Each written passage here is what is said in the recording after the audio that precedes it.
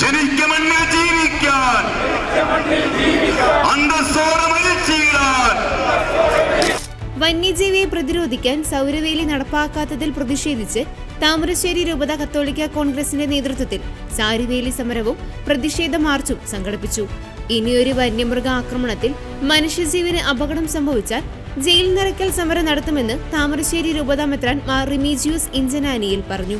താമരശ്ശേരി രൂപത കത്തോലിക്ക കോൺഗ്രസിന്റെ നേതൃത്വത്തിൽ താമരശ്ശേരിയിൽ സാരിവേലി സമരം ഉദ്ഘാടനം ചെയ്ത് സംസാരിക്കുകയായിരുന്നു അദ്ദേഹം.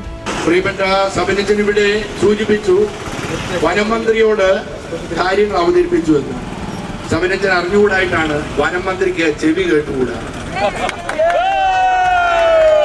അതുകൊണ്ട് ഇനി വനമന്ത്രിയുടെ അടുത്ത് പോയിട്ട് കാര്യമില്ല. നിരവധി തവണ ഞങ്ങൾ വനമന്ത്രിയോട് ഇക്കാര്യങ്ങൾ പറഞ്ഞെങ്കിലും വനമന്ത്രി ഉത്തരം പറയട്ടെ, എന്തുകൊണ്ട് സഹോദരനായ സാധാരണ കൂലിപ്പണിക്കാരനായ അലി ഗഫൂർ കൊല്ലപ്പെട്ടു കടുവയുടെ ആക്രമണത്തിൽ?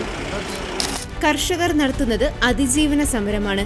സൗരവേലി നിർമ്മിക്കാമെന്ന വാക്ക് മന്ത്രി പാലിച്ചില്ലെങ്കിൽ പ്രതിഷേധ സമരം ശക്തമാക്കുമെന്നും അദ്ദേഹം കൂട്ടിച്ചേർത്തു.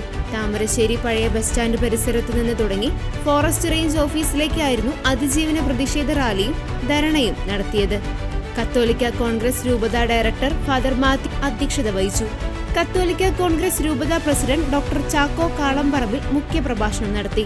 ജനറൽ സെക്രട്ടറി ഷാജി കണ്ടത്തിൽ, സംഘാടക സമിതി ഭാരവാഹികളായ Jobish Thundathil, Shinoy Adakkappara, Joseph Pulakkutty, Joseph Alaveli, Raju Mangalassery, Vincent Pottananikkal, Father Kuriakose Aikkulambil, Father Thomas Nagaparambil, Father Thomas Chilambikunnel, Father Simon Kizhakkekunnel തുടങ്ങിയവർ പ്രസംഗിച്ചു.